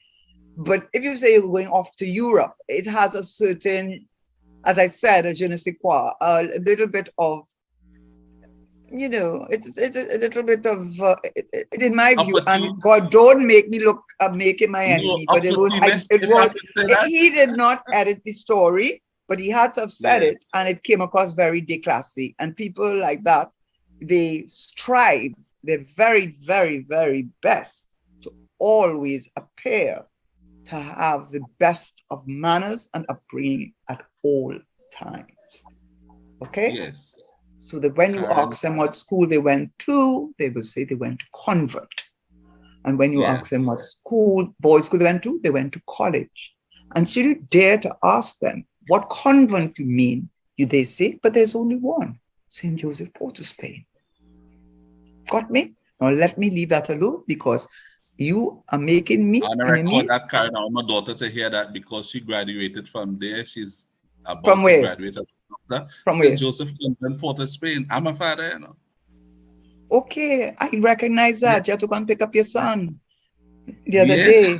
And guess what? If you want to know, I am also a graduate of that institution, as were all my aunts, as were all my sisters. There you go, Karen. I couldn't place you in any other school. No, but I see that convent behavior in you still, Karen. I see it in my daughter. Well. You all are well. The ability you all are well developed, Karen. But you all are well groomed. But you know what? Richard, and the way you speak, we don't have time to go into it, but I will just say the big difference between myself and those of whom you speak is that from the time I was a child, I was always a bit of a rebel. And it may seem strange, but I was always a bit of a rebel. And that sense of wrongness in society, it made me attracted to the PNM. And a lot of people couldn't understand, why isn't she not in Tapia? Oh, why isn't she not in NAR? Oh, why isn't she among her middle class people who talk middle class thing and feel they're more superior to everybody? Why isn't she among them? Because you know why? I identify, although I am from that, my heart goes in that direction. So let's leave me out of this discussion and let us go back to the Reginald Amor, who after this will never speak to me again. We were at university together. He is very charming. He is very likable, a lovely human being. I've never heard anyone say anything negative about him in any interaction I have ever had with him. He has that same man, and there are few people one can say that about. And Reggie is one of, AG is one of those few individuals. He's actually Dominican and Trinidadian, right? And a lovely, lovely human being. Now, if you were to ask me the situation he has found himself in, when you give a witness statement or affidavit, it's as if you are actually sitting in the witness box and giving evidence. In other words, it's no different from a trial that the person does prepare a witness statement and the lawyers on cross-examination or examination, you have to go in the witness box and they go through your witness statement, which you have signed, and a commission of affidavit has confirmed that is your thing. And then you also say that everything you say in there is true and to the best of your knowledge. You give that as a statement. So and there's an additional, and that is how serious it is. Okay, and I'm sure it's about the same in Miami. So what did disturb me, I will be frank with you, was when I read today's paper, because before I had not read it in such detail. And there is no way that Mr. Amor did not know that he was senior counsel in 2004. There's no way. Senior counsel is Queen's counsel. When you elevate it to the post of senior counsel, that is a great, with any illegal fraternity, there can be no greater honor for one to be bestowed upon one than to be senior counsel, to be Queen's counsel. Better than being a judge. Better than being a judge. Because there are so many judges that are not senior counsel. Senior counsel means that your profession to which you belong hold you in such high regard that after consultation with all, including judges, with your other seniors, they feel you are fit to be bestowed that title.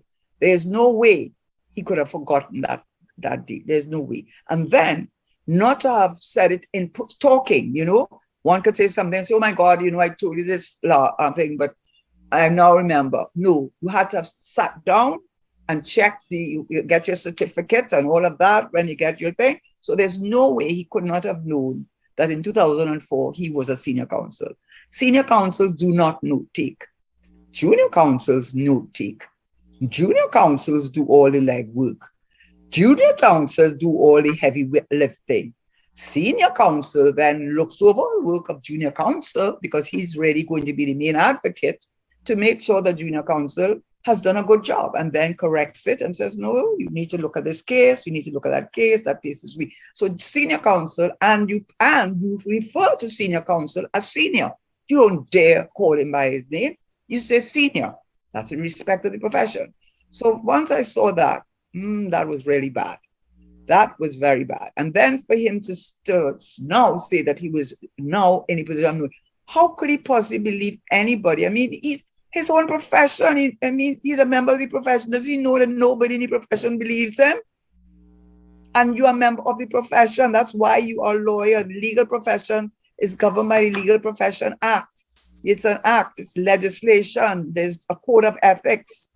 There's no way.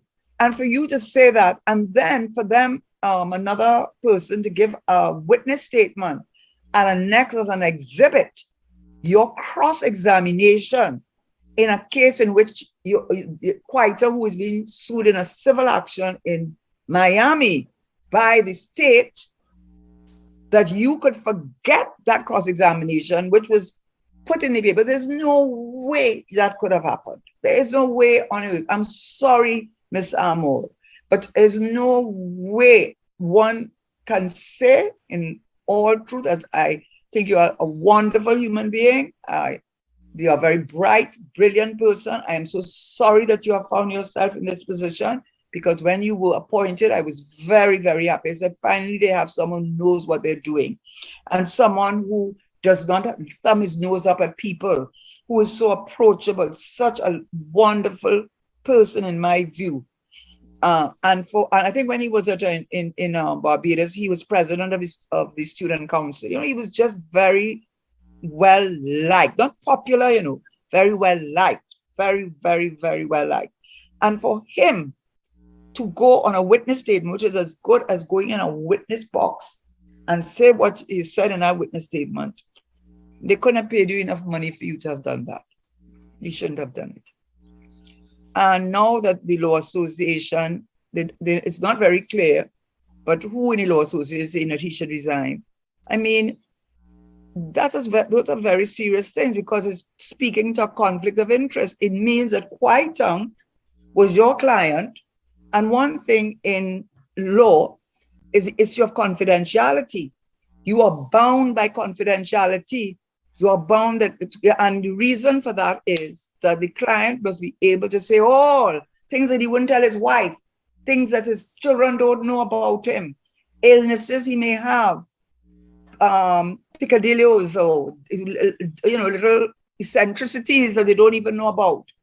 He tells the lawyer, you know why? Because the lawyer cannot represent a client unless he knows everything. A lawyer must never ask a question he doesn't know the answer to. Don't put him in a position that he in the court and they ask your client a question, and after he sit down, you have to ask him, but why you did not tell me that? Why didn't you? I didn't know it was going to come out. So a client has to be so open, more than he could be with his own wife when he goes to a lawyer. And you are going to tell me that when Brian Kwai Tong et al. Had retained the services of senior counsel, did not tell them the unvarnished truth so that he could prepare a proper defense and could anticipate the arguments that were going to be made against his client, you have to be joking. No way, Jose. No way.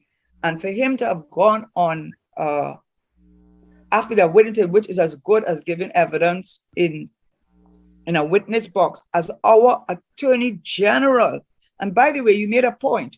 You said the government cannot stand in our constitution without an AG and the Prime Minister. The thing about an Attorney General is not only an advisor to the government, he is the protector of the people's interests. He has a dual function, which is why in America, in England now, the Attorney General is neither a member of cabinet, I think she's a member of parliament, not a member of cabinet, for the very reason that they must not sit in a cabinet and be privy to information that can color subconsciously the views that they may take on a matter. So, Ms. Amor, I mean, I am so very sorry that you have found yourself in this position, because I think you are more than capable of being an Attorney General. And I think that you are a decent, very decent human being.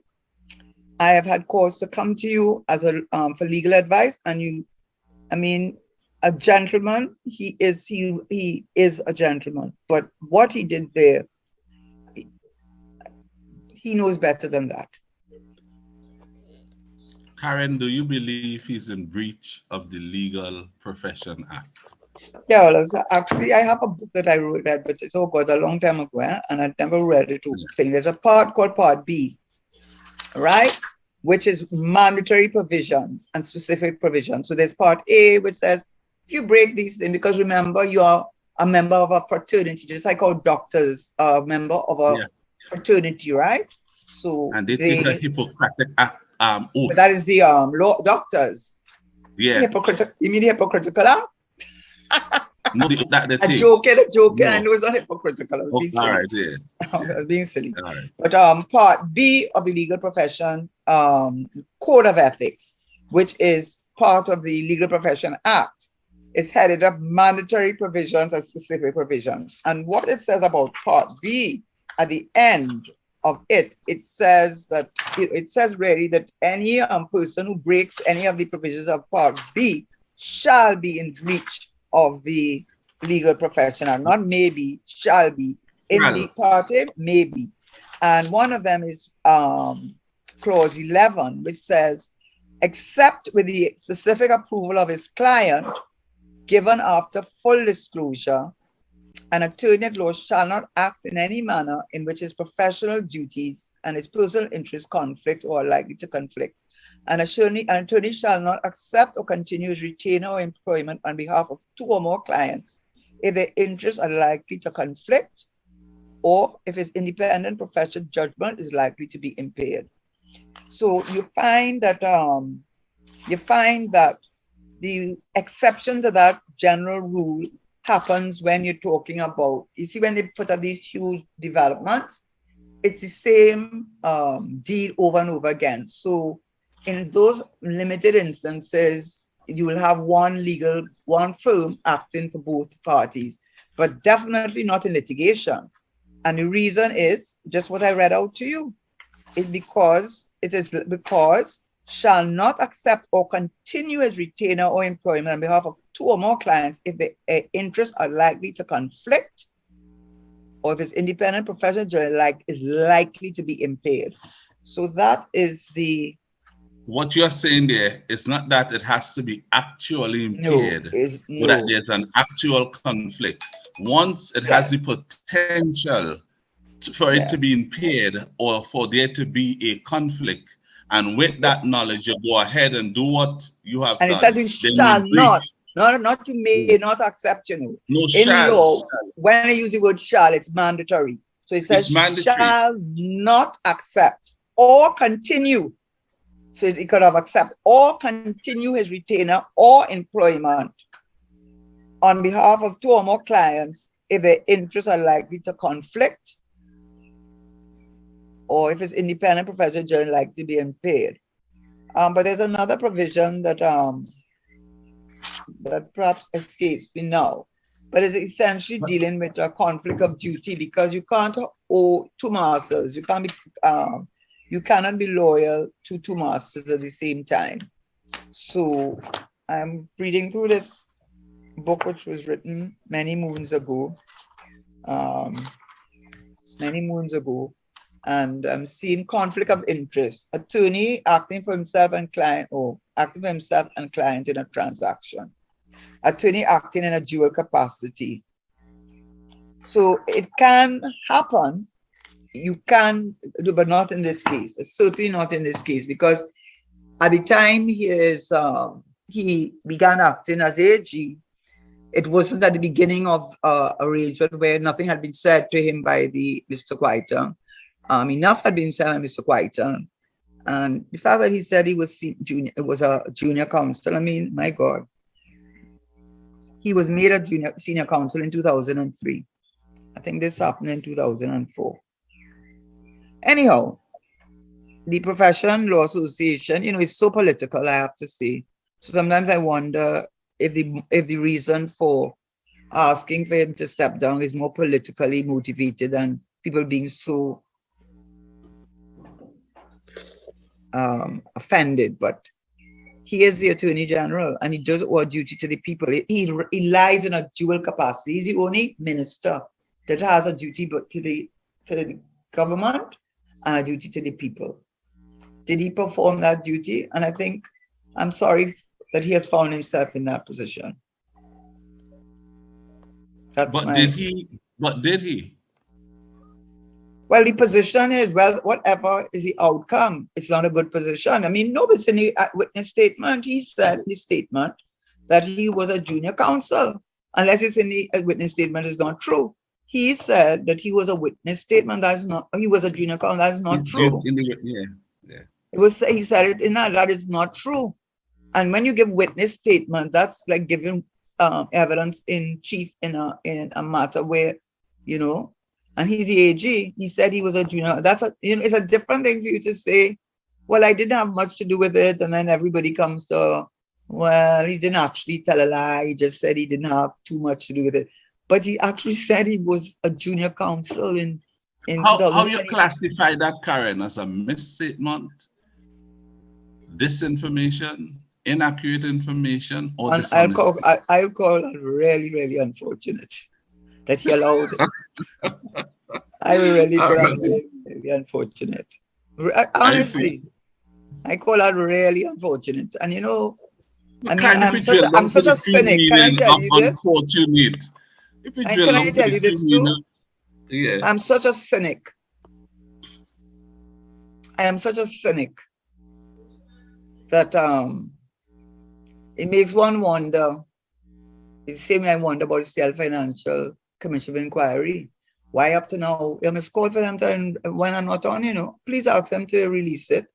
Because I want to see who are the terrible people. I never got I'll call it a salmon letter. I got a salmon letter when they think they're going to say something real bad about you. I don't know what the report said. I haven't seen it, but Right. I would love to see it. Right? But it makes you wonder if this is then just another strategy now for the matter to be derailed again. Because one of the persons, I think Mr. Martin, was murdered in 2021, allegedly by his wife, allegedly. And another person who was another defendant also died. So I wonder if this new thing now, appealing the decision of the Miami court to disqualify both the law firm and the Attorney General on the basis of there being this conflict between his duty to the state and duty to and his having acted for the person who the state is now suing, whether that is another delaying tactic that will go on for another 5 years. And then after that it's finished, maybe other They find something else maybe that could no, push no, it no. back for And another maybe 10 some years. other misadventures may have occurred in the Will happen meantime. and they push it back for another 10 years. And other misadventures may have occurred in the meantime. Yes, I tell you. Oh my dear me. What a tangled web. You know, it made you, I'll be honest with you, it made me want, I said, to make such a mistake, how could you make such a mistake? So the only thing I could see is that, you know, many of these people are friends, you know. I'm not talking about Mr. Amorin. No, I'm not talking about Mr. Amor. But many people who seem to be on the other side may all be happy, good, best fellows. And, you know, let's see, justice delayed is justice denied. And boy, has that Let's been wait and denied. see how that turns out, Karen. Should he resign based on what you have said? Let the law association pronounce. If the law association calls on him to resign, I think he'll have no choice, because that is Would where you he be in gets his agreement thing. with that call? Huh? I think it needed to be addressed, because it would look very political if you went after the CJ with such venom, sorry, in my view, with such enthusiasm, let me use the word. You went after the Chief Justice with unabated enthusiasm, until, well, didn't succeed, but then you've got to do it for another office holder too, because this is directly related. You have to be consistent. Yeah, and this is directly related to not something in his personal life, but it's directly related to the conduct of his job as Attorney General. So I think the Law Association has a duty. And brings them into play under the Legal Profession Act. Right. So I think they have to call him. Yeah, he has to be called, and let's hear what they say. And based on what they say, I think as a member of the profession, first and foremost, he's working as Attorney General, he's been employed or appointed as Attorney General, but first and foremost, he is an attorney at law. So are they going to say that he should be sanctioned in some way? And then if he is sanctioned in some way, should that sanction affect his ability to be Attorney General? He can't even remember. Can you remember the thing with Faris Al-Rawi? I'm sure you forgot all about it by now. That's what's supposed to have happened. You were supposed to have forgotten about all that to do about Faris Al-Rawi and the Chief Parliamentary Council. I'm sure it's gone for, and as Cummins, have you thought about Cummins in a recent few weeks? I'm sure that's gone out of your mind too. See? So give them another 2 weeks or so. All there. Yeah, but we're talking about it. But you're talking about in general.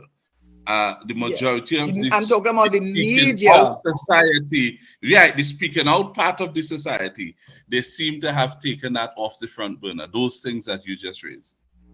It's the media that does it. You know, the media is very powerful, as you very Oh, well very know. good. Do you They can know? decide what people will talk about and change issue, bring back an issue, create an issue. That's what they do. Yeah. Yes, and you know, if you want the most startling, frightening example of the power of the media, I am going to say, obviously, it was coming from hurt, anger that was seething under the surface. Then what people don't understand, it just needs one light, one match to light a conflagration. But the conflagration was there all around. It just didn't have the matchstick to light it, right? Right. And the media plays a very critical role. It's what they call in France the fourth estate. And I'm only mentioning this because you saw the role it played in the whole thing with the Hutsis and Tutsis and Hutus in Rwanda. Yes, Yeah. when they said for weeks, whilst they were importing cutlasses, were being imported into the country, cargoes of cutlasses were being imported. The speakers on the radio now were talking about vengeance against the Hutus because the Tutsis had been treated. And that came from colonial divide and rule. So even though people say they're all the same, they're not all the same. And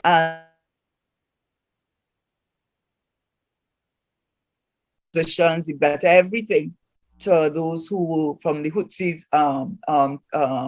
belong to that group. And so there was that tension boiling under the surface. And the media played a very critical role in lighting that match. Because every day they would go on and be calling on people, their own neighbors, their cousins, their in-laws. Hitler did it in Nazi Germany. Human beings don't think human beings are capable of the worst. And what I'm saying is the media plays a very critical role in either taking a story and shoving it under the table so nobody talks about it, or put it on the front table. Yeah, agreed. Karen, again, Time for me to we went go. over a little. Oh no, I don't want it to go, but the time But is I up. have to go. Yeah, I understand. I understand that. 9 minutes past 6, Karen. I'll give you the last word. No, nothing. I think I get the opportunity on this show more than any other show. You allow me, Richard. You really do allow me to express my views. I suspect I want to think for your listeners, they might say, he doesn't just allow us, he monopolizes the show. If he could get 2 words in, he lucky. So they might say that, but No, I I will think want they to. know me. I think they know me. So I think they know that I enjoy listening to you too, Karen. And I think there's a lot that we could take away from the things that you tend to have to say. Yes, And I am certain they are more happy that I am I tend not to having the take last word what on you. you having the last word? No, I just explaining something you said. The last word is still there, Karen. You hold that word. Hold that word. So I was actually But let's saying have it to now. Let's have it now. Yeah. just to your credit, I know that you Yeah. allow me that freedom because on other days you treat me as if well, Monday is your day, Karen, to talk and to bring issues, and you facilitate me, you add your part, and you you play such a critical role. And I want to thank 102 FM to having this foresight and vision to have a show like this and to have a host that I call Roger, but it's my brother's name, but Richard Noray. Thank you, and God bless all your listeners and you and your family. And till next Monday. Okay, thank you so Karen, much, as soon Karen. as you leave, I start looking at the clock to look forward to the next Monday. Until until next Monday, Karen. Wonderful show. A lot of meaningful things that you have said. You put the Mr. Amo matter into a different type of perspective, even for me. I would look at it, and I'd await the final word from the Law Association and see. So I've taken back. I said that I believe it warrants his resignation. I want to put a pause on that, and until the Law Association puts out their say on this matter. Thank you so much again for all the other good things, the discussion around the HSF. Oh, I tell you, I mean, you cleared it up. Thanks to Dr. Charles for the question. We are better off because of that. What about the question. Prime Minister? What about the Prime Minister? I was coming back to that. Yeah, the guy with vision for doing what he has done. Thank you, Karen. Thank you again. After one, drink a cup of coffee when I say that. But thank you, Karen. Some things you have to drink it very hot, you know. But you said he has vision, and For that, thanks for the to him, energy. we may end up with both the manatee and the, what's the other one? Dragonfield, number one. Across and saving part of the energy sector. And that could be his legacy. Thank you, Karen. I enjoy your perspective and point of view on these matters today. Thank you so much. And until Monday, I could tell you exactly how long it will take, and I calculated it already. But you wouldn't believe me, so I wouldn't say it. Until Monday. All right, see you. Yeah. Bye-bye, Okay. David, everybody. Yes, thank you, Karen. Right, thank you. Bye-bye. Thank you, Richard. We go to the news. Yeah, I think Karen was trying to thank Senator Richards and Ruben for putting the show together. Yes. To have David McIntyre, Karen, and myself to do this show.